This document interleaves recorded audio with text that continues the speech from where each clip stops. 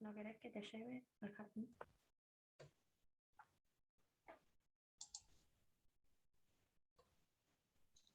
Hola, buenas tardes.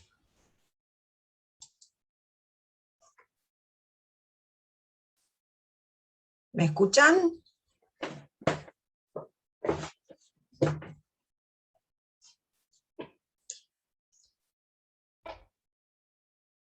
¿Me están escuchando?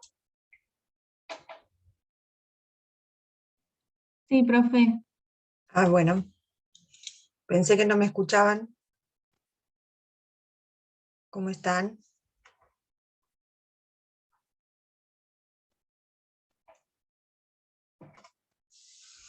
Bueno, esperamos 2 minutitos, así por si se une alguien más. Los que pueden, si quieren prender la cámara, así los veo.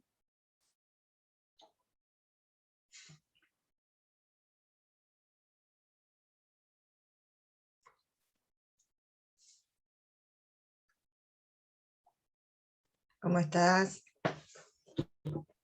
Bien. Bueno, ¿alguno quiere, mientras tanto, mientras esperamos a si se une alguien más, alguno quiere hacer alguna consulta, intercambiar alguna cuestión de lo que hayamos visto,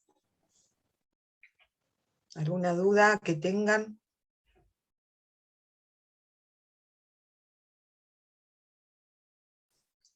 No, por ahora no.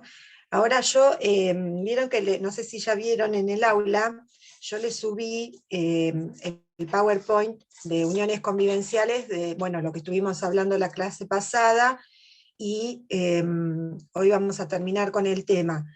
Yo se los voy a volver a subir hoy también, porque le agregué a la parte esta que vamos a ver ahora, algunos fallos que compartió la doctora Victoria Pellegrini. Vieron que yo les comenté que había estado haciendo un curso también con ella, que hablaba justamente de este tema y los aspectos patrimoniales en las uniones convivenciales, así que me pareció también interesante dárselos como material, así que por eso van a ver repetido, digamos, pero bueno, tengan en cuenta que la segunda parte tiene algunas filminas más en relación a estos aspectos que les estoy diciendo de lo que vamos a ver hoy, de los efectos.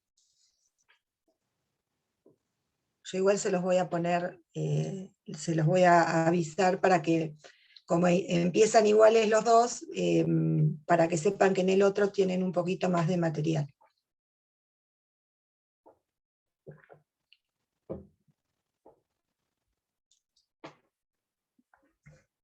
Bueno.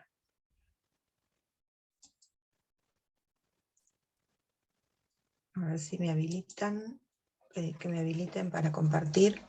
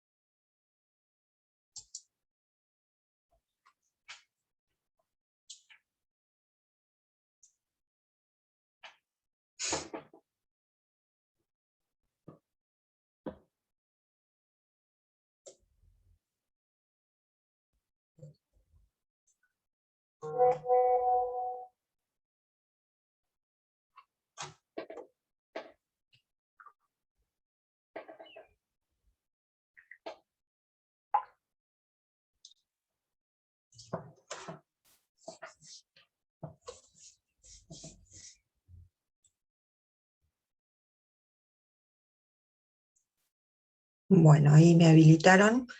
Bueno, entonces no hay ningún comentario por ahora. Podemos seguir para adelante, ¿les parece? Bueno, cualquier cosa hacemos la misma dinámica de siempre, ¿eh? Me van interrumpiendo, abran los micrófonos, así vamos comentando en el momento las dudas que tengan, ¿sí? O aportes, no solamente son dudas, ¿no? A veces es algún aporte de experiencias personales o lo que fuera que están buenos también compartir. Bueno, entonces vamos a esta última parte que nos quedaba de las uniones convivenciales. Recuerdan que la clase pasada estuvimos hablando de lo que era una unión convivencial, cómo podíamos caracterizar a esa unión convivencial, de qué manera la teníamos que probar, ¿no es cierto? Y hablamos de la posibilidad de la registración de la unión convivencial o, en su caso, utilizar otro tipo de pruebas para probar que existe una unión convivencial a los efectos de, justamente para que tenga efectos jurídicos esa unión convivencial. Hablamos también de que en realidad esto de la registración no es un requisito justamente para la prueba, sino que solamente se exigía cuando queríamos proteger y que tengan efectos, digamos, la protección de esta vivienda familiar. Entonces es en el único momento que se nos exige esa registración. Y bueno, y entonces a partir de eso vimos cuáles eran los efectos. Primero, la posibilidad de la pareja de hacer los pactos de convivencia, que para estos pactos también regía el orden público, que teníamos un piso mínimo que había que respetar, y a su vez dijimos, bueno, a ver, ¿cuáles son los efectos mientras dura esta convivencia? ¿No es cierto? Hasta ahí es donde llegamos.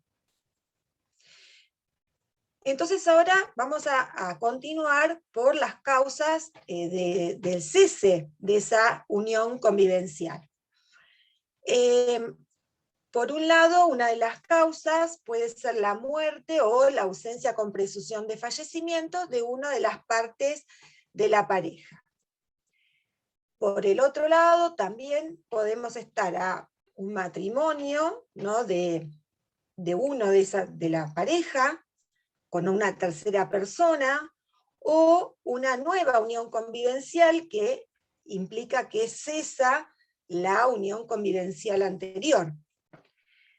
Otra forma de cese puede ser cuando los convivientes se unen en matrimonio. Entonces acá directamente vamos a tener entonces en vez los efectos jurídicos a partir del matrimonio. Puede haber mutuo acuerdo, ¿no es cierto?, de los convivientes. En ese mutuo acuerdo se puede dar ya sea porque cesan de convivir, entonces recuerdan que decíamos la importancia y la diferencia que había en cuanto a la convivencia, ¿no?, en estas uniones convivenciales, ¿sí?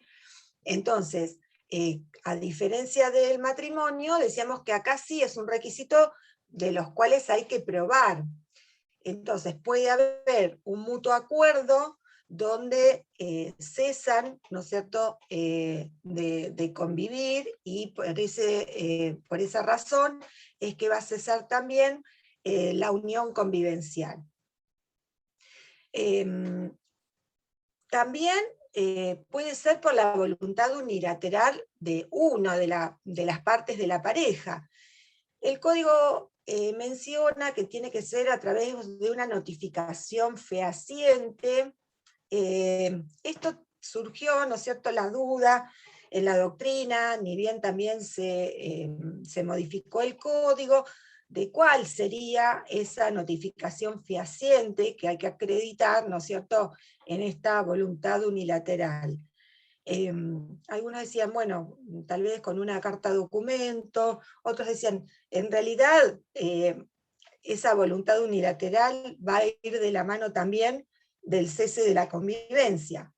Entonces, si cesa la convivencia, ya tenemos una de las causales del cese. Y el cese en sí, entonces, de la convivencia, siempre y cuando ese cese de la convivencia no lo podamos adjudicar, por ejemplo, a motivos laborales, por ejemplo, porque estamos en una unión convivencial donde una de las partes de la pareja se dedica a la pesca, por ejemplo. Entonces, bueno, su trabajo hace que tenga que pasar tal vez meses fuera de la vivienda familiar, y esto no va a implicar entonces un cese de la unión convivencial, ¿no? Lo que se tiene que mantener acá sería esta voluntad de la vida en común entre ellos, ¿no? Porque pueden pasar diferentes circunstancias, un problema de salud de alguna de las partes, bueno, entonces estas circunstancias van a ser tenidas en cuenta para no determinar que cesó la convivencia.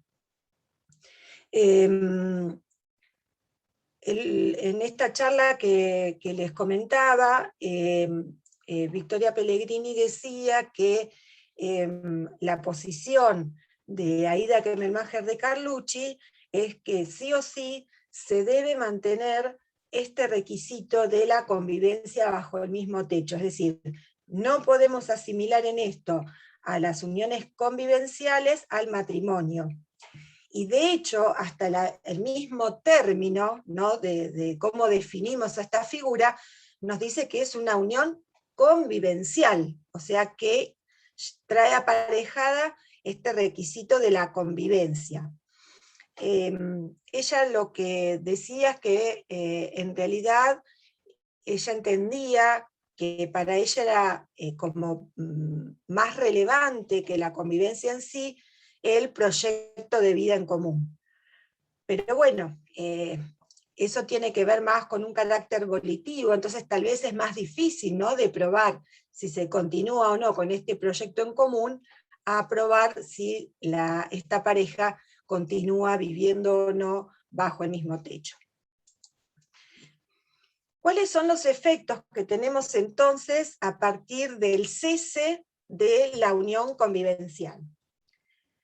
Vamos a hablar de la misma manera como cuando hablaron en el matrimonio, ¿no? Cuando estudiamos en el matrimonio los efectos una vez disuelto el matrimonio, se va a hablar entonces de la compensación económica, la atribución de la vivienda familiar y la distribución de los bienes de esta pareja. Entonces, por un lado tenemos el artículo 525, que nos dice que el juez determinará la procedencia y el monto de la compensación económica sobre la base de diversas circunstancias, entre otras. Primero, antes de ir a cuáles son las circunstancias que va a tener en cuenta el juez, a ver si recuerdan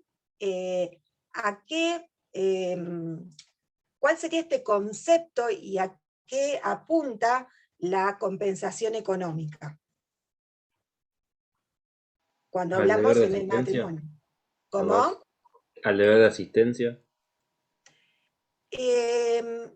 No, ahora eso lo vamos a contestar en una filmina más adelante y vas a ver por qué te digo que no. Cuando hay un, puede ser cuando hay un desequilibrio manifiesto a consecuencia de Exacto. la compensación.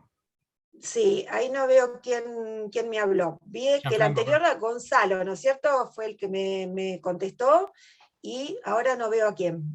Gianfranco, profe. Ah, Gianfranco. Bien, vos decís que está muy bien el concepto, un desequilibrio manifiesto, pero ahí nos falta algo en ese concepto, porque ¿Por qué se da ese desequilibrio económico manifiesto? Como consecuencia de la unión convivencial, ¿puede ser, profe?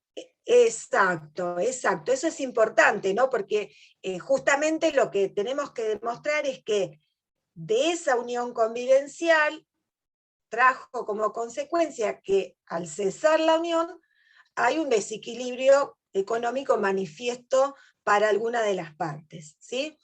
Entonces, ¿qué es lo que va a tener en cuenta el juez si tiene que determinar, ¿no? Primero la procedencia, porque no siempre podemos reclamar esta compensación económica. Como bien decían recién, lo que tenemos que probar es que hay un desequilibrio económico, ¿no? Manifiesto, y causado justamente por esta unión convivencial. Y a su vez tenemos que determinar cuál es el monto de la compensación. ¿Podría ser que no lo tengamos que determinar, el monto de la compensación o la procedencia? ¿Que no lo tenga que determinar el juez? Puede ser que las partes los hayan pactado. O sea, Exacto, exactamente, que las partes lo hayan pactado. ¿Dónde lo pactaban? ¿Se acuerdan? en el En convenio el regulador. convenio. Claro, el pacto de convivencia. El convenio regulador lo tenemos en el divorcio, ¿se acuerdan? Y acá hablamos de pactos de convivencia, donde sí puede también estar estipulado qué va a pasar con la compensación económica. Entonces, ¿qué se tendrá en cuenta si no hay un acuerdo, ¿no? El estado patrimonial de cada uno de los convivientes al inicio y a la finalización de la unión. La dedicación que cada conviviente brindó a la familia y a la crianza y educación de los hijos, y la que debe prestar con posterioridad al cese. La edad y el estado de salud de los convivientes y de los hijos. Fíjense que acá volvemos, ¿no es cierto?, a tener en cuenta todos estos factores, ¿no? Primero, en qué estado patrimonial inicié yo esta convivencia y cómo terminó. O sea, ¿cómo es? ¿Hay acá un desequilibrio? ¿O qué pasó con esta familia? ¿Cuáles fueron esos pactos o leyes familiares? ¿Quién se quedó con las tareas del hogar, con la crianza, con la educación de los hijos? ¿Lo hizo uno, lo hizo el otro, lo hicieron en conjunto? Y después que cesa, ¿cómo va a continuar esto respecto de los hijos? ¿Y qué edad tienen esos hijos? No es lo mismo, ¿no? Cuando uno tiene hijos, tal vez, no sé, de 3 años a un hijo de 16, tal vez ahí va a haber diferentes cuidados, diferentes tiempos, ¿no es cierto? No solo la edad y el estado de salud de estos hijos, ¿no es cierto?, porque podemos hablar también de hijos que tengan algún tipo de discapacidad o que requieran de una atención especial, y lo mismo de los convivientes, ¿no? No es lo mismo tampoco la edad que tenga cada conviviente al momento del cese, o cuál es su estado de salud que le permita trabajar o no, o dedicarse o no a la casa. O sea, todo eso hay que tenerlo en cuenta. La capacitación laboral que tenga cada uno, y cuál va a ser la posibilidad de acceder a un empleo. Acá volvemos a esto que también lo dijimos con el matrimonio, ¿no? La colaboración que hubiera prestado uno de los convivientes a las actividades del otro, ¿no? Entonces, si esto era un negocio en común, de qué manera participaba. Ahora van a ver que hay un fallito que es interesante en relación a esto. Y bueno, ¿y a quién se le atribuye la vivienda familiar? ¿Sí? Entonces, ¿cuándo caduca? Esto que se acuerdan que en la clase anterior hablamos de algunos fallos que tenían relevancia respecto a esto, ¿no? ¿Por qué? Porque el plazo de caducidad es muy cortito, son 6 meses, ¿no? Desde que se finaliza, digamos, esta unión convivencial.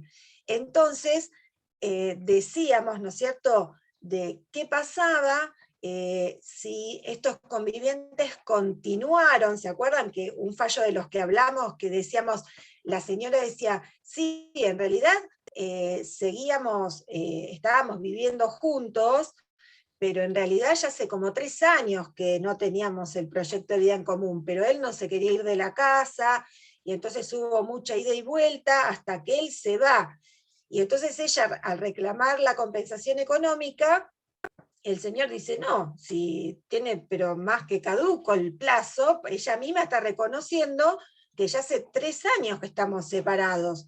Entonces, ¿qué es lo que dicen los jueces? Bueno, vamos a interpretar esto también con una perspectiva de género. ¿Por qué? Porque esto no era solamente el hecho de que habían seguido conviviendo, sino también que este señor era el proveedor del hogar. Entonces, en ese caso ella no pudo advertir, y no se pudo advertir cuál era ese desequilibrio económico hasta el momento que él se va efectivamente, ¿no?, de la casa. Entonces los jueces dicen, bueno, vamos a interpretar que recién ahí es cuando empieza a correr el plazo de caducidad, ¿sí? En esto también tenemos que ser cautelosos, entiendo yo, respecto a cómo hacemos valer, digamos, la visión de género, ¿no? Tanto en las cosas que planteamos como en las cosas que resolvemos, ¿no? Como no hacer abuso también de esta figura, y poder encuadrar, digamos, el motivo por los cuales nosotros estamos invocando una perspectiva de género para ser valorada, ya sea por los jueces o cuando nosotros tenemos que hacer una valoración de esto, ¿no? De alguna manera lo podemos equiparar a cuando se habla, ¿no?, del interés superior del niño, como cuando se hablaba, porque ahora ya es como que se tuvo que darle un marco conceptual, porque si no, en miras al mejor interés del niño, teníamos sentencias totalmente contradictorias, o sea, porque no teníamos bien encuadrado a qué íbamos cuando hablábamos del interés superior del niño así en abstracto. Entonces, este contexto, ¿no es cierto?, y protección de género, también tenemos que ponerlo en un contexto, y no siempre la mujer, por el solo hecho de ser mujer, tiene que tener esta protección de género, ¿sí? Entonces, bueno, esto para no hacer uso y abuso, ¿no?, de estas circunstancias, ya sea tanto cuando pedimos algo, entonces ahí fundémoslo, el porqué, y al igual cuando tenemos que resolver o dictaminar o lo que fuera en el lugar donde nos encontremos. Y bueno, y acá, esto que decía Gonzalo, que yo le decía ahora en la filmina próxima, lo vamos a ver. ¿Por qué? Porque en realidad tenemos que ver cuál es la naturaleza jurídica, ¿no? Y la doctrina también entendió que en realidad no tiene un carácter alimentario, porque no requiere una necesidad por parte del que está solicitando esa compensación económica. Algunos al principio, por eso Gonzalo no estás tan errado en esto que vos estás diciendo, muchos le daban un carácter alimentario. Y algunos justamente estaba fundado en qué, en este caso en el matrimonio, ¿no es cierto?, cuando se reclamaban alimentos, no se podía hacer este reclamo si se hubiera adquirido una compensación económica, ¿no? Porque decir, bueno, el tema es que vos tenés cubierta esta necesidad, pero no quiere decir que lo equiparamos a lo alimentario, sino que se puede llegar a negar por el hecho de que vos lo que no estás probando es la necesidad, no porque la compensación económica sea un aporte alimentario. Tampoco va a garantizar un cierto nivel de vida, que es también lo que tiene que garantizar una cuota alimentaria. Tampoco es una indemnización, porque acá no hablamos de uno culpable y otro inocente, y entonces a razón, digamos, porque esto sería como un daños y perjuicios, ¿no? Si estoy buscando de alguna manera una indemnización por esta ruptura, la cual no se da ni en el matrimonio, ni se da tampoco en la unión convivencial. y tampoco busca igualar patrimonios. Esto ahora vamos a ver también en los fallos, porque a veces esta compensación económica que se da no la podemos equiparar al régimen de comunidad, ¿no es cierto? Cuando decimos, bueno, en realidad, en definitiva, se termina, más allá de cómo se haga toda la liquidación, ¿no es cierto? Pero en realidad la regla decimos, bueno, 50 y 50 para cada uno. Acá no, podemos ver, de acuerdo a las circunstancias, que tal vez se le reconozca un 25%, y no va a ser el 50 y el 50. Entonces, acá es lo que decía Gianluca, ¿no? Sí, que la finalidad, ¿cuál es? Justamente corregir ese desequilibrio, ¿no es cierto?, patrimonial, que hasta ese momento estaba oculto, porque ellos convivían y estaban, esos bienes o esa actividad económica era compartida, ¿sí? Bien, entonces, tenemos presupuestos que son formales, ¿no es cierto?, que tienen que ver con que tiene que haber una unión convivencial, que esa unión convivencial cesa, y tener en cuenta este plazo legal que decíamos de los 6 meses, ¿sí? Todo esto para ver desde lo formal si cabe, ¿no? Porque primero tenemos que determinar si en realidad hubo esa unión convivencial para que ahora digamos sí, estaba y ahora cesó. Pero ¿estamos dentro del plazo legal para requerirla? Bien, entonces, por otro lado, tiene que haber un desequilibrio patrimonial, un empeoramiento, ¿no es cierto?, del que está reclamando, y una causa adecuada, ¿no es cierto?, a los fines de cuantificar también esta compensación económica. Entonces,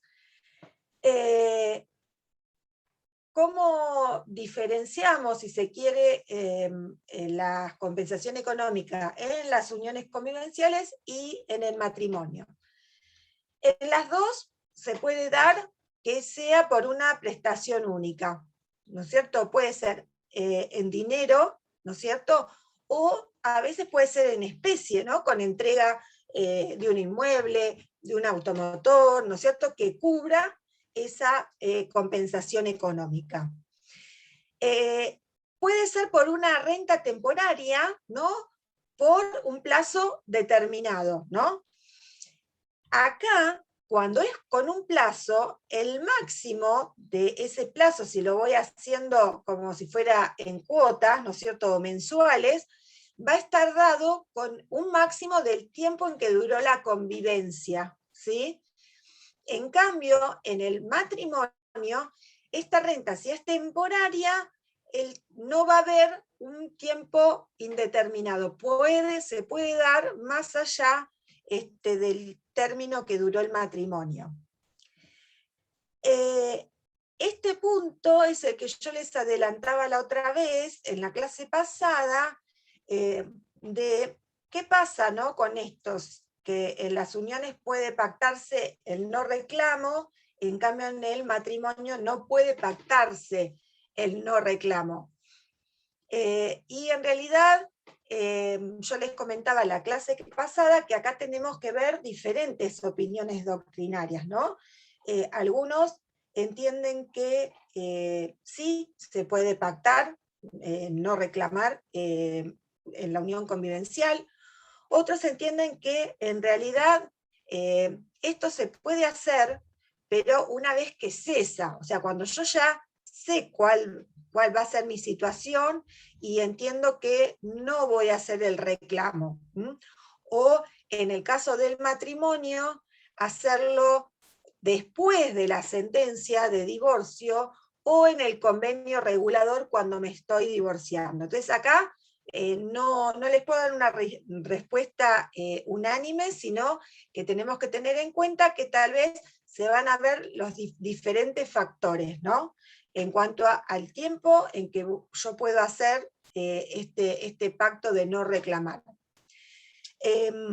La caducidad se va a dar, dijimos, desde el cese, ¿no?, de la convivencia, que bueno, esto a veces es lo que hay que realmente probar, ¿no?, desde cuándo, y en el matrimonio los 6 meses se dan a partir de la sentencia. Entonces,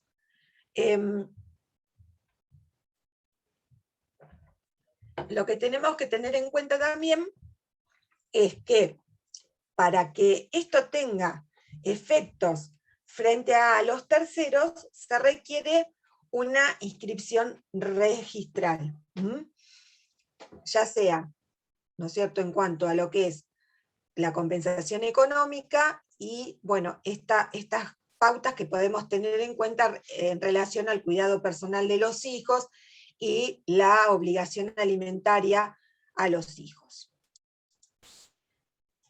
Bien, por otro lado, dijimos que tenemos una protección que el código le da a los convivientes respecto a la atribución del uso de la vivienda familiar. ¿Qué nos dice el 526? Que el uso del inmueble que fuese de la unión convivencial puede ser atribuido a uno de los convivientes en los siguientes supuestos. Por un lado, si tiene a cargo el cuidado de hijos menores de edad, capacidad restringida o con discapacidad. Como otro supuesto, se acredita la extrema necesidad de una vivienda y la imposibilidad de procurársela en forma inmediata. Esto es importante, los dos supuestos que nos está dando el 526 al momento de hacer los reclamos. ¿Por qué les digo esto? Porque yo he tenido a la vista, más que nada, justamente porque hay hijos menores de edad, cuando se reclama, ¿no?, esta atribución del uso de la vivienda familiar, si yo lo estoy solicitando en mi carácter de conviviente, fíjense que el plazo máximo que puede fijar el juez para esa atribución de la vivienda familiar no puede ser mayor a 2 años, ¿sí? Entonces, ha sucedido, ¿no es cierto?, que en alguna ocasión se ha hecho alguna petición de atribución de la vivienda, pero no se funda en los hijos, en el cuidado de estos hijos menores de edad, sino se está fundando en la unión convivencial. Y entonces acá tenemos un plazo. Si nosotros tenemos hijos menores de edad y queremos proteger la atribución para proteger a estos hijos menores de edad, piensen que acá el plazo va a ser diferente, porque ¿hasta cuándo me la van a atribuir si yo estoy al cuidado? ¿Va a regir estos 2 años? ¿Qué les parece? Acá en este inciso 1, ¿a quién tiende a la protección más que nada? A los hijos. A los hijos, exactamente. Entonces, ¿hasta cuándo me la pueden llegar a atribuir? Y hasta que sea mayor de edad. Exacto, hasta que sea mayor de edad. Entonces ahí, tal vez el plazo sea mayor, ¿no?, a los 2 años. ¿Cuándo va a cesar, ¿no?, la atribución de la vivienda familiar? Si el que lo solicitó contrae una nueva unión, un matrimonio, ¿no es cierto?, porque acá ya pasa, estos deberes y derechos pasan a nuevo conviviente o al cónyuge, ¿no? O si desaparecen las causas de necesidad por las cuales yo estoy solicitando la atribución del uso de la vivienda familiar, ¿sí? Entonces, la diferencia que tenemos con el matrimonio es que acá tenemos este tope, ¿no es cierto?, de los 2 años, ¿sí? Bien. Y tenemos otro supuesto, que lo tenemos en el artículo 527 del Código. En este caso es cuándo se le puede atribuir la vivienda familiar en el caso de fallecimiento de uno de los convivientes, ¿no? Entonces, el conviviente supérstite que carece de vivienda propia habitable o de bienes suficientes que aseguren el acceso a esta, entonces tenemos acá un conviviente con otro que fallece. El supérstite vivía en ese lugar, esa era la vivienda familiar, ¿no?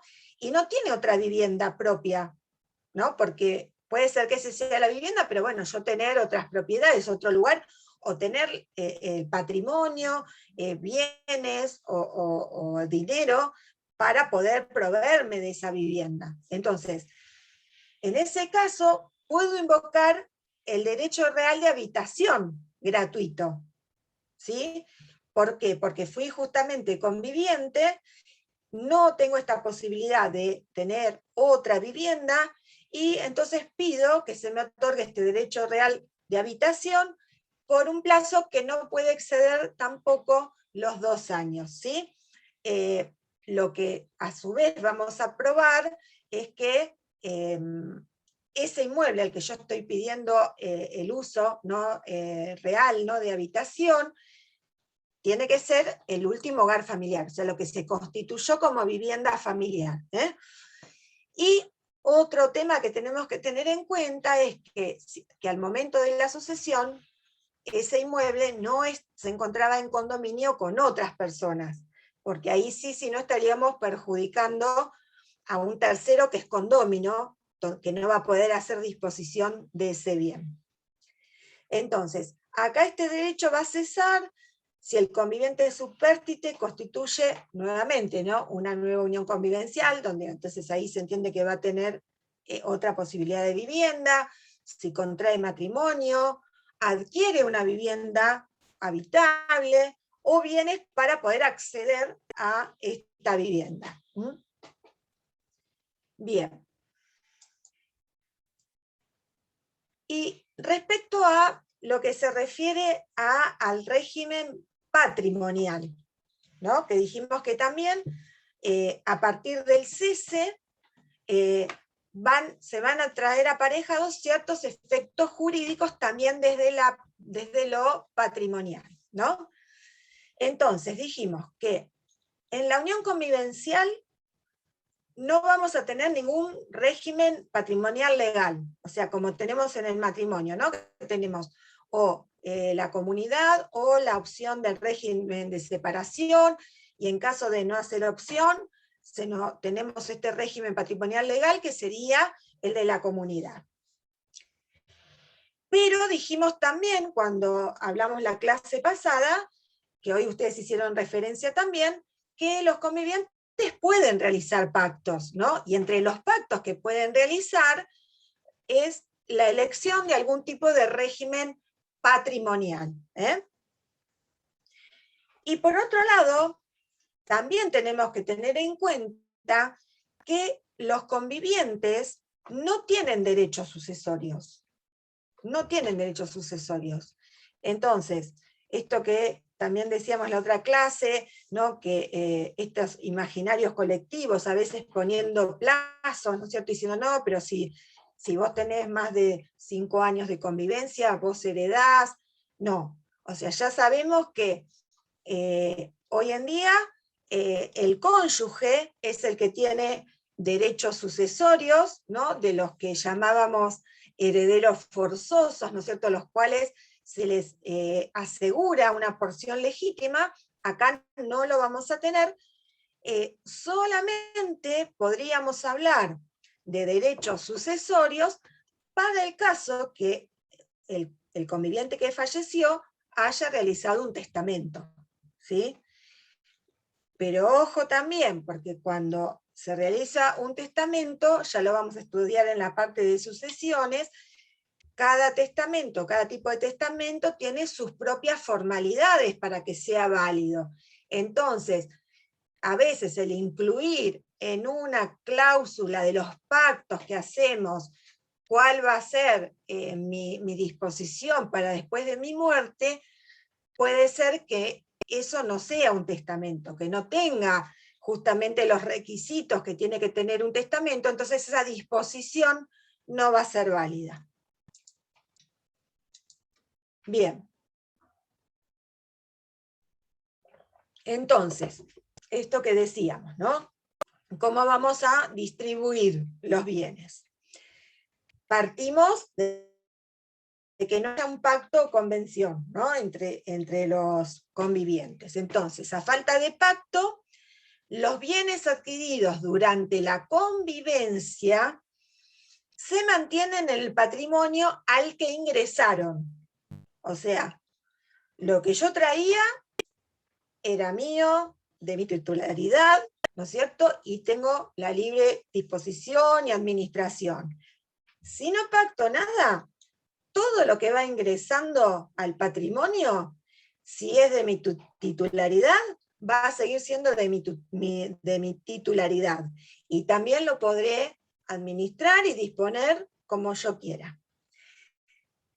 Pero fíjense lo que dice el código, esto que yo les decía la clase pasada, ¿no? Que tenemos que tener en cuenta cuando estudiamos estas figuras, no solamente estudiar lo que tiene que ver con el derecho de las familias nada más, sino que también vamos a tener que hacer uso de toda la normativa para poder aplicar en este caso específico respecto de los bienes, porque dice, sin perjuicio de la aplicación de los principios generales relativos al enriquecimiento sin causa, la interposición de persona y otros que puedan corresponder, que ahora vamos a ver algunos casos jurisprudenciales en los cuales, ¿qué es lo que pasa? Podemos estar frente a una unión convivencial, el cese de esta unión convivencial, sabemos cuál es el principio, bueno, vos sos titular de esto, esto es tuyo, vos sos titular de esto, esto es mío.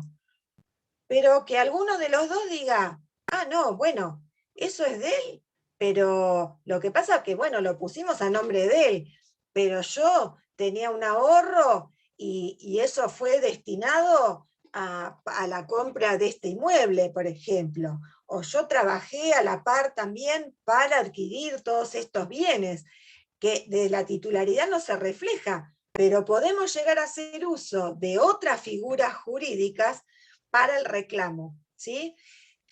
Esta situación va a ser más o menos la misma, que es la que yo les contaba en la clase pasada, que nos pasaba cuando teníamos este instituto del concubinato, ¿no? Que decíamos, no estaba regulado, pero en lo patrimonial había reclamos, ¿sí? Entonces, recuerdan que yo les dije, bueno, algunos lo asimilaban a las sociedades de hecho, por ejemplo, entonces se aplicaba esa normativa, y bueno, después salieron también otras formas, ya sea jurisprudenciales como doctrinarias, donde nosotros, por ejemplo, yo les comentaba que habíamos hecho una presentación donde denominábamos, digamos, a esto comunidad de intereses, es decir, ¿qué es lo que tenemos que probar? En esa comunidad, ¿cuál fue el aporte real que hizo cada uno? Entonces, en una comunidad de intereses yo no tengo que probar el animus societatis. Yo lo que pruebo es que hubo una unión convivencial, y en esa unión convivencial hubo aportes que fueron de ambos, pero desde lo legal figura una figura errónea, como titular una sola persona, cuando en realidad el aporte vino de los dos, ¿sí? Bien, entonces, a diferencia esto, ¿no? de el matrimonio, que como venimos diciendo, a falta de opción, ¿no es cierto?, del régimen, quedan sometidos al régimen de comunidad de ganancias, ¿no es cierto?, que se reglamenta para ese caso. Entonces, el 528 nos dice, a falta de pacto, los bienes adquiridos durante la convivencia se mantienen en el patrimonio del que ingresaron, ¿no? Y esto que yo les decía, bueno, el principio puede ser que haya un pacto, ¿no? En convivencia, y decimos qué bienes, cómo nos vamos a distribuir los bienes. Puede haber una falta de pacto, ¿no es cierto? Entonces cada uno mantiene su patrimonio. Pero la excepción se puede dar también hoy, aun cuando está regulado la unión convivencial, probar que las adquisiciones se hicieron con dinero de los dos, y que fue fruto del esfuerzo de los dos. Entonces que todo eso no es solo del titular, sino que esto es lo que en la realidad pasa, ¿no? Que se pueden dar estas circunstancias. Y por eso me pareció interesante, porque la jurisprudencia, ¿no es cierto?, que yo les estoy trayendo de jurisprudencia de estos años, ¿no es cierto?, de los años, aun cuando el código reformó y de alguna manera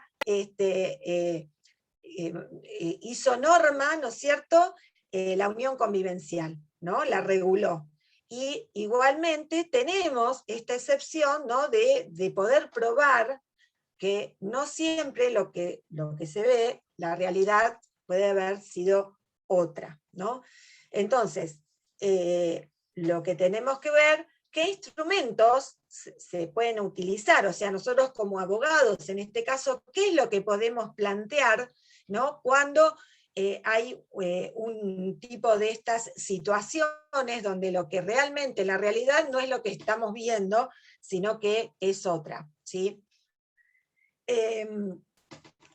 Uno de los temas que también está bastante controvertido es ¿quién es el juez competente? ¿Por qué? Porque en todo lo que tiene que ver con lo que es daños y perjuicios, ¿no es cierto?, y las cuestiones como más patrimoniales, se entiende, ¿no es cierto?, que no corresponden en lo que tiene que ver con los daños y perjuicios al juez de familia, sino al juez civil, ¿no? Y acá tenemos diferentes fallos, hasta un fallo de la Suprema Corte, ¿no es cierto?, diciendo que en realidad, en estos casos, ¿no?, de que hay que determinar si esta distribución de bienes no es equitativa porque podemos hacer uso de otra figura, en realidad el juez competente sería el juez de familia, ¿sí?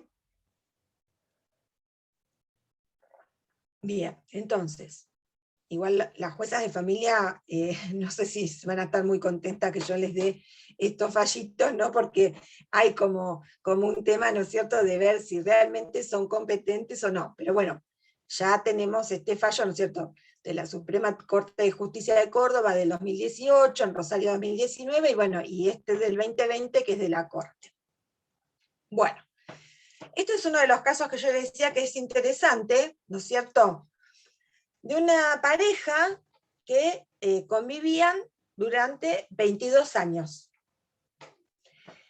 Este señor le gustaba, era fanático de las motos, ¿no es cierto?, sabía un montón de motos, corría carreras, y a su vez tenía un taller de motos, ¿no?, que estaba al lado de lo que era la vivienda familiar. Entonces, ¿qué pasa? Este tipo la tenía muy clara con esto de las motos, entonces realmente tenía mucho trabajo, y los bienes que fueron, pensá que tenemos 22 años de convivencia, hubo mucho incremento patrimonial, ¿no? Todo derivado, ¿no es cierto?, de este taller de motos. La contigüidad y comunicabilidad física interna entre ambos inmuebles enmarca una relación sentimental de más de 20 años, de la que nacieron 2 hijos en común. Constituyen hechos probados que, debidamente ponderados bajo criterios socioculturales contemporáneos, llevan a determinar que la presencia habitual de la actora en el local comercial, realizando diversas tareas, representaba su aporte de trabajo personal. Porque, ¿qué pasa? Cuando la señora dice, bueno, no, yo acá quiero que se me compense, ¿no?, porque yo tuve 22 años acá trabajando, y él decía, no, ella sí, como estábamos así pegados, ella se da una vueltita, me cebaba unos mates, ¿no es cierto? Y bueno, eso era la presencia de ella, pero no hubo un trabajo. Ella decía, no, todo eso lo hizo gracias al esfuerzo mío también. Y por eso se incrementó el taller, y tenía algunas marcas que lo auspiciaban. Dice, pero todo eso era gracias a que primero yo cuidaba de los chicos, ¿no es cierto? Tenemos 2 hijos, y bueno, y eso le facilitaba a él todo esto. Muchas veces, cuando él estaba durmiendo la siesta, yo era la que atendía a los proveedores, ¿no es cierto? Me hacía cargo porque más o menos tenía idea de cómo era el manejo del taller. Muchas veces atendía a proveedores, tenía que hacer llamados que tenían que ver todo con esto que hace al negocio, ¿no? Que hace al taller de motos. Entonces, ¿qué dicen acá? Bueno, ciertamente no puede atribuirse el carácter paritario que pretende la demandante, conforme se extrae de los testimonios rendidos en autos. Debe remarcarse especialmente que en el actual estado de nuestra sociedad difícilmente podrá negarse que quien contribuye trabajando junto a su pareja a un emprendimiento económico que representa la fuente exclusiva de los ingresos familiares, lo hace no como una liberalidad, un favor, o sea, soy gauchita y te estoy ayudando, no, o sea, es el único ingreso. Entonces, yo estoy reclamando porque ese era el ingreso conjunto, ¿sí? No es que yo iba solamente a cebar mate. De esa manera, es inexorable admitir que la actora contribuyó a la empresa aportando su trabajo personal, que consistió en el manejo de documentación generada por el desenvolvimiento del negocio, llevar el papeleo, como también la atención al público cuando su expareja se ausentaba del local. ¿Sí? Bien. Entonces, esto fíjense que es un fallo también reciente, ¿no? De la Cámara Civil y Comercial de Azul, del 2020, y es importante esto. Dice, en conclusión, corresponde tener por acreditado que durante el desarrollo de la unión convivencial, ambas partes realizaron aportes patrimoniales mensurables en el convencimiento de estar contribuyendo con ello a una empresa común, configurativa de una sociedad de hecho, representada por el taller local comercial de venta de motos y cuatriciclos, con que de modo principal proveyeron el sustento del grupo familiar, cada vez que permitió adquirir una serie de bienes o de mejoras existentes. Su determinación se realizará en la etapa de ejecución de sentencia de acuerdo a las pautas que más abajo se expondrán. En otras palabras, durante la convivencia ambas partes contribuyeron con sus respectivos aportes. O sea, acá, ¿qué es lo que se valora en la Cámara? El aporte. Esto es lo que yo les decía, ¿no? La figura está si bien acá habla sociedad de hecho, ¿no? Es probar esta comunidad de intereses, donde los dos están aportando, ¿para qué? Para la creación de esta sociedad de hecho, cuyo objeto estaba representado por el giro de este taller comercial, ¿no? Entonces, cuyo patrimonio corresponde distribuir de acuerdo a las reglas del contrato de sociedad. Fíjense acá, en este caso, lo que dijo la Cámara es, bueno, acá tenemos que tomar esto que se está reclamando como una sociedad de hecho, ¿no es cierto? ¿Por qué? Porque era el único ingreso. O sea, no es que la señora además, o sea, trabajaba por otro lado. Se ve que los dos tiraban para el mismo lado y la producción de la casa estaba íntimamente relacionada con este taller, ¿sí? Entonces, ella también hizo su aporte, entonces acá dividamos este patrimonio como una sociedad de hecho. Entonces, puede afirmarse que mientras el demandado efectuó esencialmente aportes dinerarios, la actora aportó trabajo, no solo en labores administrativas, sino que desarrolló tareas de mantenimiento del complejo, lo que redituó en ganancias a favor de la sociedad de hecho, cuyo objeto lo constituyó la prestación de servicios de alojamiento con fines turísticos. Este es otro fallo similar de Córdoba, donde acá lo que tenían era un complejo de cabañas, ¿no es cierto? Entonces, todo esto estaba a nombre del señor, pero la mujer era la que se encargaba, ¿no es cierto?, de hacer la limpieza de las cabañas, proveer para que todo esté, hacer los cambios de toallas, ¿no es cierto?, limpiar cuando se iban uno de los pasajeros y dejar acondicionadas para cuando ingresaban otros. Entonces, de lo expuesto se concluye que existió una sociedad de hecho. Volvemos a la aplicación de esta figura de la sociedad de hecho desde un punto de vista comercial, porque ambos realizaron sus aportes. ¿De qué forma? Uno en dinero y otro en trabajo.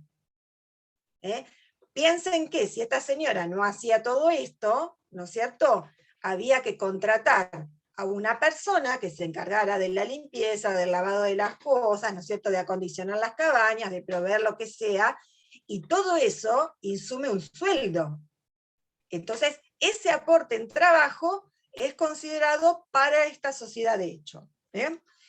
Además, acá lo que se tiene en cuenta que fue un proyecto de vida en común, ¿no?, que también se generó a partir de un proyecto de vida en común y de un proyecto económico en común, ¿no es cierto? Porque los dos, uno aportó más dinero y el otro aportó más trabajo.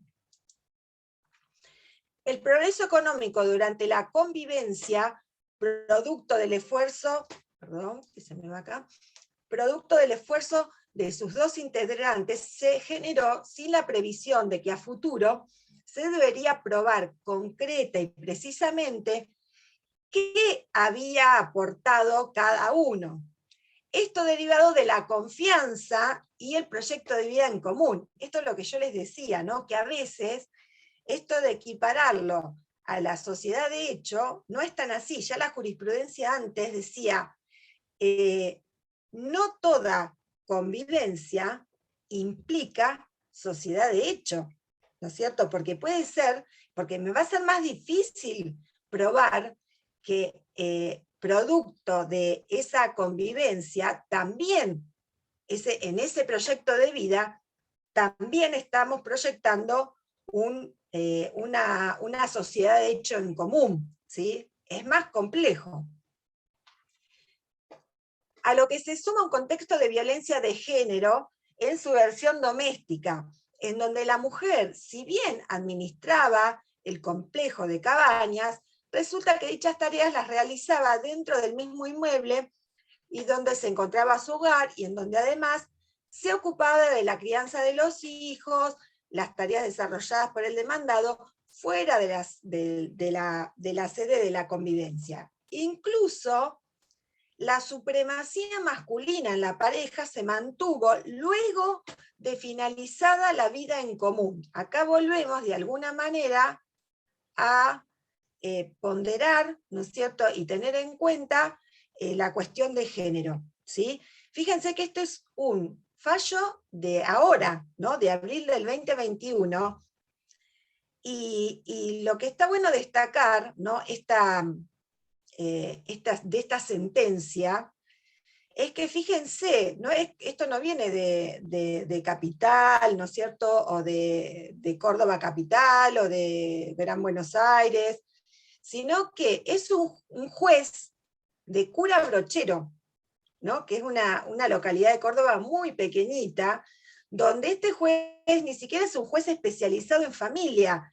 Fíjense que es juez civil y comercial, de conciliación, de familia, de instrucción, de menores, de falta, de todo. Y sin embargo, miren la visión que tuvo, ¿no es cierto?, al tener en cuenta esta realidad, ¿no?, de esta pareja, ¿no? Cómo era, cuánto tiempo habían estado, ¿no es cierto?, conviviendo, cuál era la finalidad económica y con qué vivían ellos, a qué se dedicaba la mujer, ¿no es cierto?, aparte de colaborar con el tema de este emprendimiento de cabañas, que a su vez también ella estaba al cuidado de los hijos, del cuidado de su casa, que había una diferencia acá, ¿no?, donde se estaba probando también de alguna manera el ejercicio de una cierta violencia bastante psicológica, ¿no?, aun cuando se finalizó la vida en común. ya que la actora fue quien debió dejar el hogar y fue el demandado que asumió la venta de los bienes, incluso con el consentimiento de la condómina, que le otorgó plenas facultades para disponer, dando ocasión a que se produjera el incumplimiento de la repartición pactada. Entonces, fíjense que por este sometimiento, ¿no es cierto?, de la mujer, se pudo también probar que en realidad este consentimiento de ella como condómina de algunos de estas cabañas había sido dado sin ese consentimiento libre y pleno que se tiene que tener en cuenta en los actos jurídicos, ¿no? Entonces, ¿qué es lo que debe probar, ¿no es cierto? Si nosotros actuamos como abogados de la parte, ¿no? El que no figura, ¿no?, como titular, ¿qué es lo que tiene que probar? Aún con indicios, si no tengo otro tipo de pruebas, a ver, aunque sea con indicios. Primero, ¿cuál fue mi aporte económico que hice para la compra de ese bien? Del cual yo no soy titular, pero que yo aporté. La causal por la cual la inscripción registral no refleja la realidad económica de la adquisición.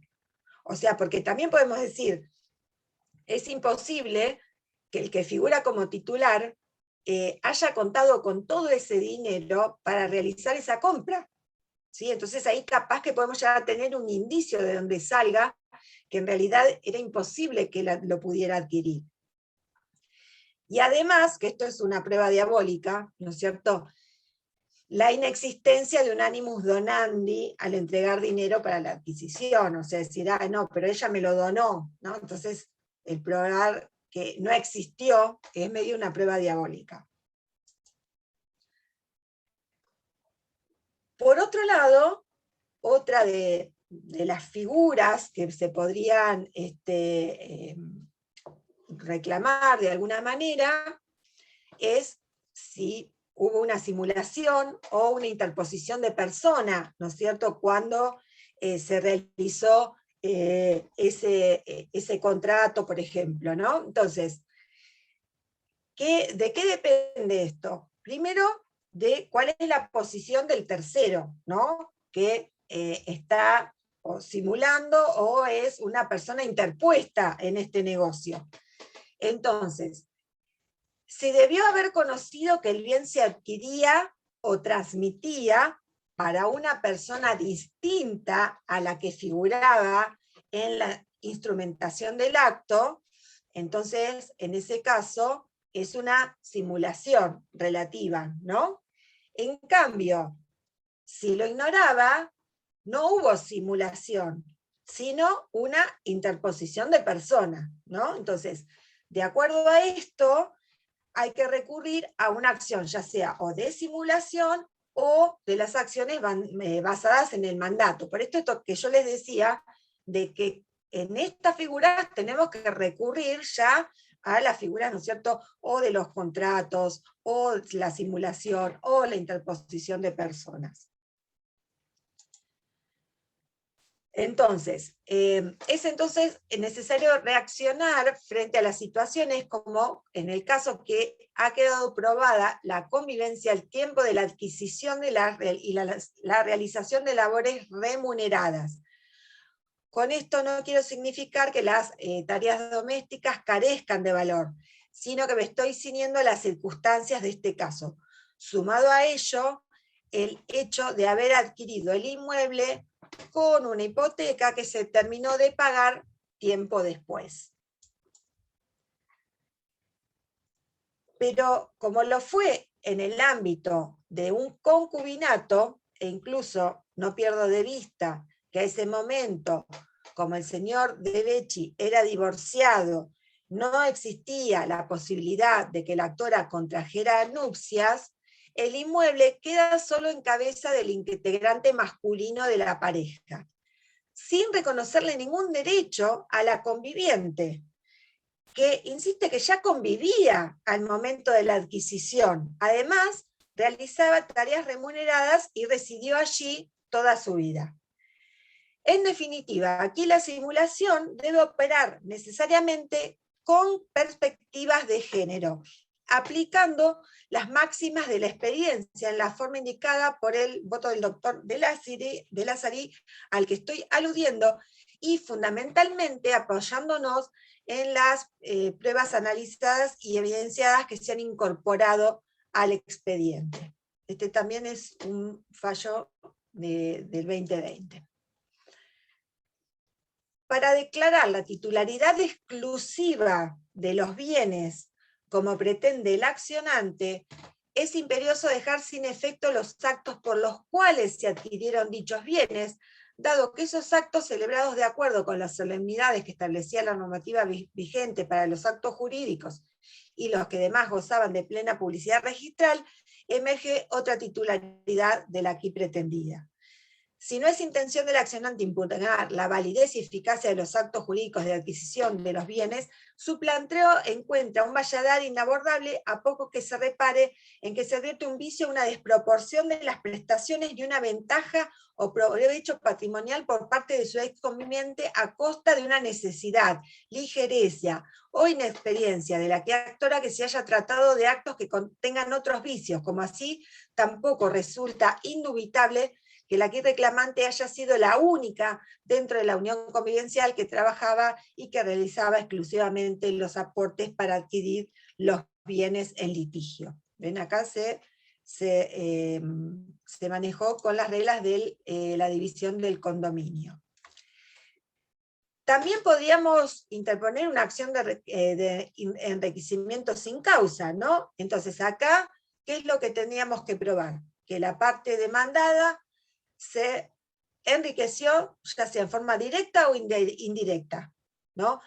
Que la parte actora se empobreció por esto, justamente ¿por qué? Porque el otro se enriqueció a costa de lo mío, ¿no? La relación de causalidad entre el enriquecimiento del demandado y el empobrecimiento de la actora, justamente por esa misma causal. La falta de justificación en el enriquecimiento a costa de quien se empobreció.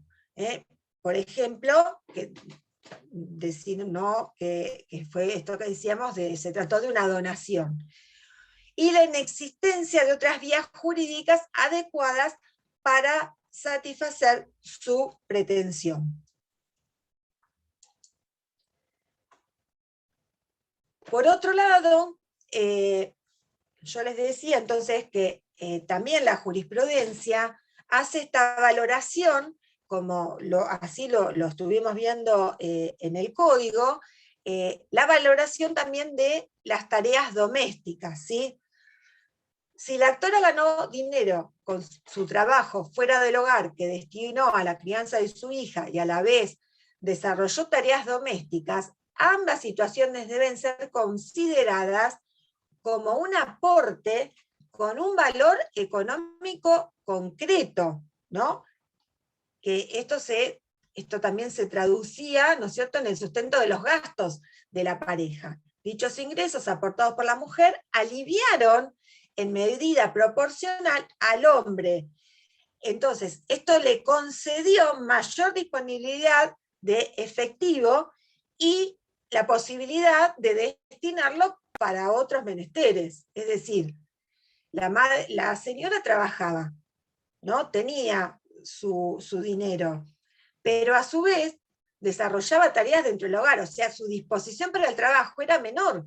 Y lo mismo que decíamos hoy, el señor tenía más disponibilidad de tiempo y más acceso, ¿no es cierto?, a posibilidades económicas que la mujer. Entonces, visto esto desde una perspectiva de género, debe tener un efecto concreto palpable. Se debe invertir la carga de la argumentación y es la demandada quien debe probar que la diferencia de trato se encuentra justificada por el menos restrictivo para cumplir un fin legítimo.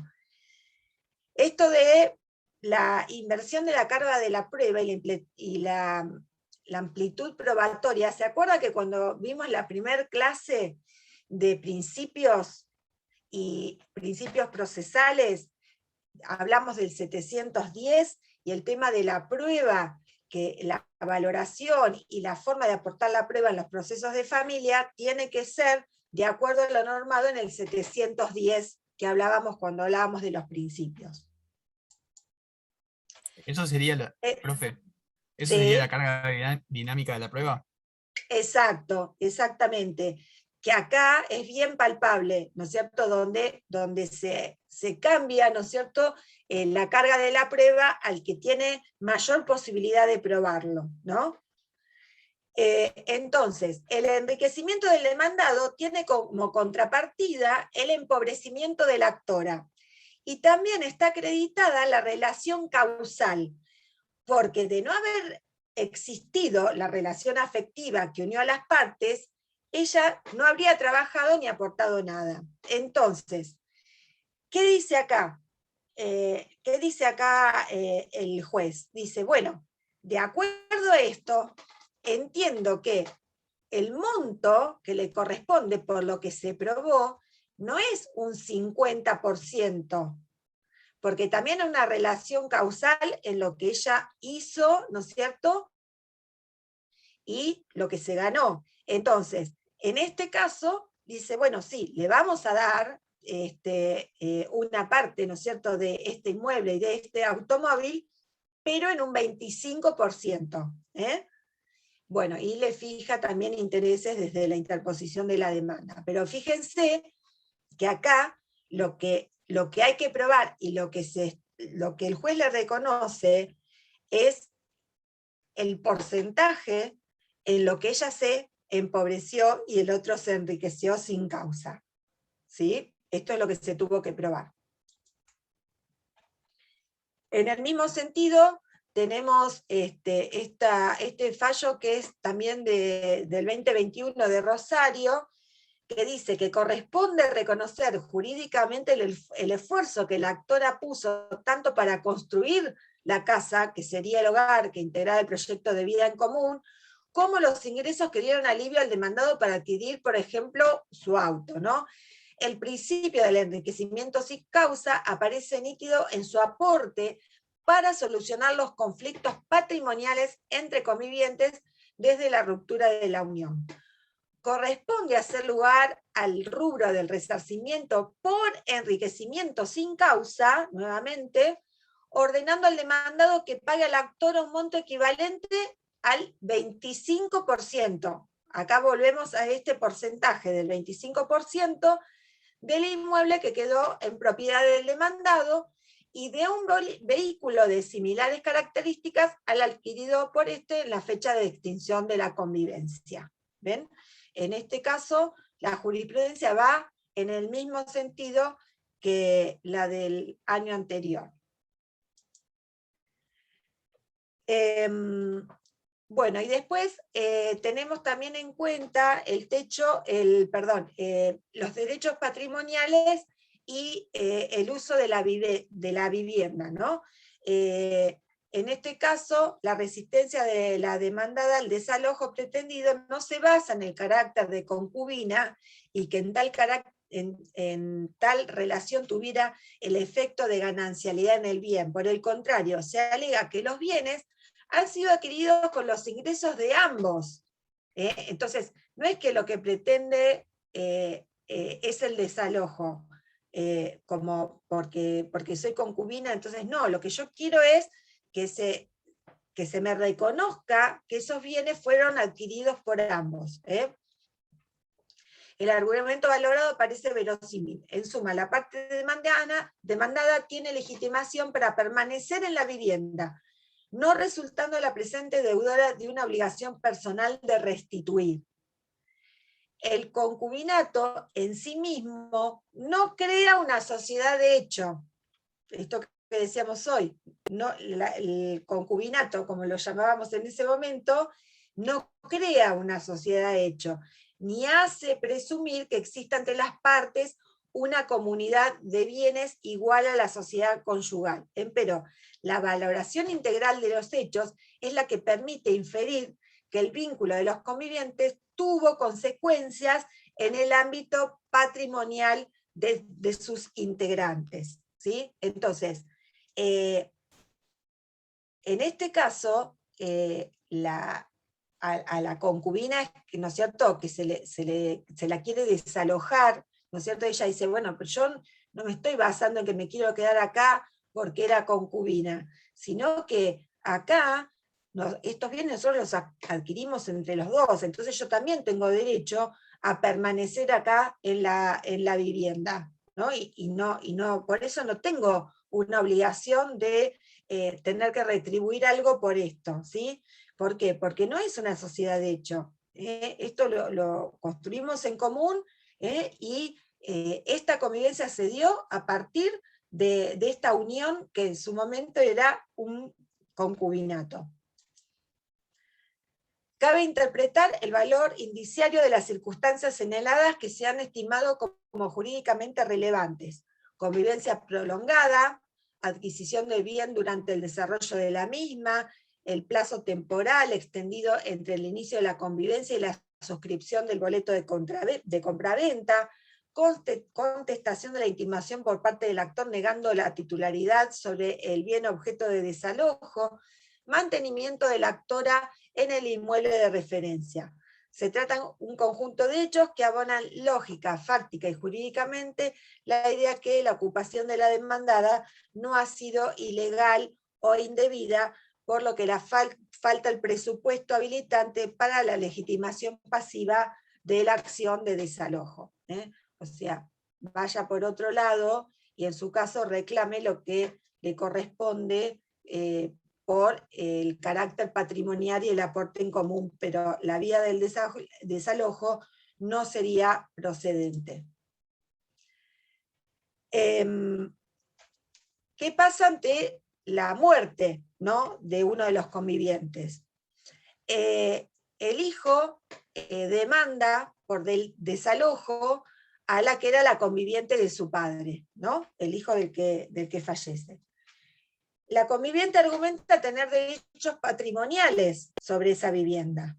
De este modo, cobra relevancia para la resolución de esta causa la existencia del expediente antes mencionada, en el cual la aquí demandada persigue el reconocimiento de sus derechos patrimoniales originados en la relación convivencial que esgrime en esta causa para repeler la acción de desalojo, así como efectivizar la garantía de no discriminación entre los convivientes de una unión de hecho en la administración de los bienes y en la propiedad de ellos, y su protección ante la disolución de la pareja. Este es un poquito más viejo, pero es de la Suprema Corte, es del 2017. Es decir, que en este caso, claro, el hijo, cuando se muere el padre, dice, bueno, no, vamos a desalojar a la que vivía, total no tiene ningún tipo de derecho, digamos, como concubina, ¿no es cierto? Entonces, ¿qué es lo que acá resuelve la Corte? Es que en realidad no va a esta acción de desalojo. ¿Por qué? Porque ella ya había también reclamado, ¿no es cierto?, estos derechos que tenía como conviviente, donde estaba aprobado, ¿no es cierto?, esta unión que habían tenido, cómo se administraban y cómo había sido la propiedad y la protección después de disolverse la pareja, en este caso por la muerte, no por los otros casos que estuvimos viendo que siempre eran de separación. O sea, acá el que reclama en realidad es el heredero, no la parte. Bien. Y bueno, y acá podemos llegar entonces a algunas conclusiones, ¿no es cierto?, respecto a todo este tema que tiene que ver con lo patrimonial de los concubinos, ¿no? De los unión convivientes. Por un lado, hay que acreditar, ¿no?, que la realidad de la adquisición es diferente a la registración, ¿no? Que esto lo podemos probar y lo podemos acreditar. Las exigencias normativas para elegir la vía del reclamo, ¿no?, teniendo en cuenta lo que dice la doctrina y qué es lo que dice la jurisprudencia al respecto. O sea, saber qué figura vamos a utilizar en estos casos cuando no concuerda, ¿no?, la realidad de la adquisición con lo que realmente en la realidad pasó, y ver en el caso concreto cuál es la figura por la cual vamos a encaminar la acción, ¿no? Tener en cuenta los principios de prueba, ¿no?, que hablamos, que corresponden a los procesos de familia, y también la perspectiva de género al conceder, producir y valorar la prueba. Es decir, la unión convivencial no genera un régimen patrimonial propio, pero eso no significa que esa convivencia no tenga efectos en el ámbito patrimonial. O sea, con toda esta jurisprudencia que estuvimos viendo, vemos que evidentemente efectos en el ámbito patrimonial se generan, y que no siempre va a ser tan fácil esto de decir, bueno, lo tuyo es tuyo, lo mío es mío, sino que se pueden generar estos casos que no son los casos del 2014 para adelante, sino que han sido casos del 2015 hasta este año inclusivamente.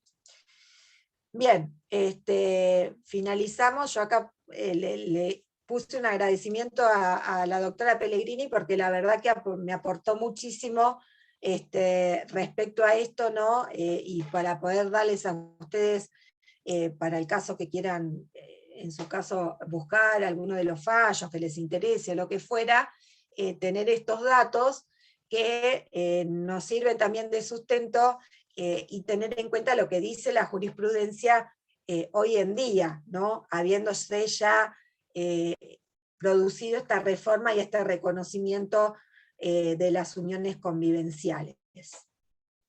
Bueno.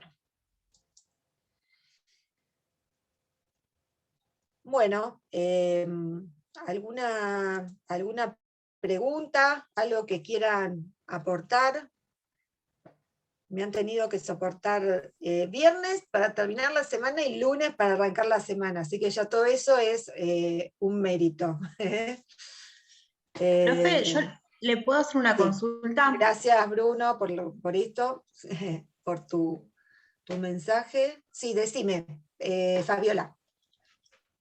Con respecto al último fallo que comentaba de que el heredero pretendía el desalojo, ahí cómo se resolvería, o sea, sería con lo de los 2 años, ¿verdad?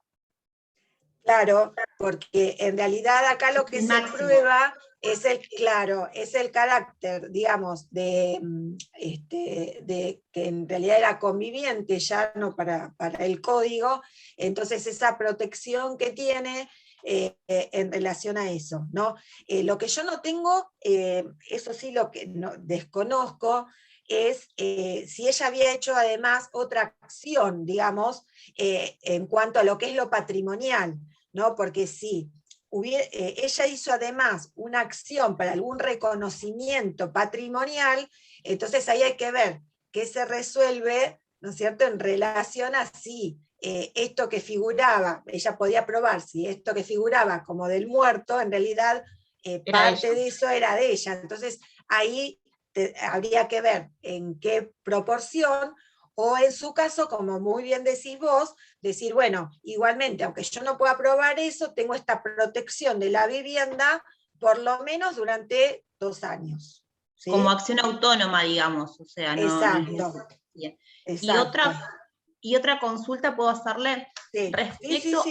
al 526, hoy cuando, no la quise interrumpir, cuando comentaba lo de los hijos. Entonces, si tienen hijos menores de edad, sería hasta la mayoría de edad, por más que sean, porque ya ahí sería la protección a la vivienda de los hijos, no como la unión convivencial. Ya traspasa. Exacto. Lo que pasa es que yo lo que les decía, que presten atención, es cuando si ustedes hacen la demanda, o sea, que lo funden o en el A o en el B, porque yo he visto, ¿no es cierto?, donde se han rechazado o que ha cesado justamente esta atribución, porque lo que se solicitó fue una atribución, pero como conviviente, no como madre que está a cargo de sus hijos. Entonces después, si no tenés que volver a hacer una acción, ¿no? Que también vas a tener, la acción esa la vas a tener, porque esa no te va a prescribir porque es en representación de tus hijos, ¿no? Pero si hay hijos menores en los cuales vos estás al cuidado, entonces en ese caso, seguramente lo que vos vas a pedir justamente es la protección de la vivienda fundada en que estás al cuidado de estos hijos menores. Y en ese caso, la atribución se va a dar hasta la mayoría de edad, porque forma parte no solo del derecho a la vivienda que tienen los hijos, sino también forma parte del carácter alimentario, ¿no? Que tiene la vivienda. Entonces corre la misma suerte de alguna manera, ¿sí? ¿Se entendió? Bien, profe. ¿Daniela? Sí, ¿Sí? entonces, o sea, los 2 años sería para el caso de que no tengan hijos, porque si no, bueno, según cómo se Exacto. plantee la demanda, como decía. Sí, por eso te digo, porque yo he tenido demandas que vos decís, ay, pero ¿por qué lo planteó así? Porque ves que se están quedando sin el plazo, Claro. pero porque está mal. Obviamente nosotros la asesoría, si dictaminamos, obviamente que tomamos la posta y decimos, bueno, no, pero en realidad el 526 también protege a los hijos están viviendo ahí, entonces no se contemple ese plazo. Pero en realidad la acción es esa, ¿no? Para que se muchas despabile el abogado, digo. Claro, tal cual. Muchas veces hacemos eso, ¿no? De tirar, digamos, más o menos la línea, como para ver a dónde reconducir. La otra vez, en una de las charlas de Marisa Herrera, decía, porque es muy común, ¿no? Ver en los proveídos, ¿no? De los juzgados, que cuando uno le erra, ¿no es cierto? No sé, capaz que está planteando, no sé, una guarda y uno dice, no, pero esto cabe la tutela, que tiene muchos mejores derechos, ¿no es cierto? Entonces, generalmente sale el proveído que dice, ocurra por la acción pertinente, ¿no? Y Marisa Herrera, que putea bastante en las charlas, ¿no? Y se pone así como loca, dice, pero hija de puta, decile cuál es la acción. Si vos ya sabés cuál es la acción, ¿por qué no le decís, no? Y entonces, yo la otra vez estaba haciendo un dictamen donde venía con una cosa medio así, y le decía a la asesora, no, le puse que, porque a veces decimos que inicie las acciones de fondo correspondientes. Uno lo tira como diciendo, bueno, el abogado tiene que saber qué es lo que tiene que iniciar, ¿no? Que tiene que iniciar una comunicación, que no lo meta acá en los alimentos, o sea, que no mezcle. Pero bueno, me pareció que tiene razón en realidad. Si uno sabe qué es lo que quiere, ¿no? Entonces decir, no, reconduzca o ayorne la demanda como una tutela, no como una guarda, porque están perdiendo derechos los chicos con esto, ¿no? Entonces, bueno, a veces tirar algún salvavidas como para ver, ¿no es cierto?, cuál sería la acción. Bien, clarísimo. Gracias. No, de nada. Bueno, estamos entonces. Bueno, yo creo que ahora por unos días ya los vi 2 días seguiditos casi, así que van a tener un descanso. Bueno, no sé si los veo para el Día del Estudiante, si no los veo, feliz Día del Estudiante, salgan a festejar, ojalá que esté lindo, y hagan el picnic también del estudiante, como en mis épocas. Bueno, los dejo y nos estamos viendo la próxima. Cualquier duda, igual, como vamos a estar un tiempo sin vernos, tienen el mail ahí como para escribirme, y yo ahora les vuelvo a subir este Power, que está un poquito más completo para que lo tengan, ¿sí? Bueno, Gracias, chao profe. chicos, nos vemos. Chao, Hasta profe, luego. gracias. Gracias. Hasta luego.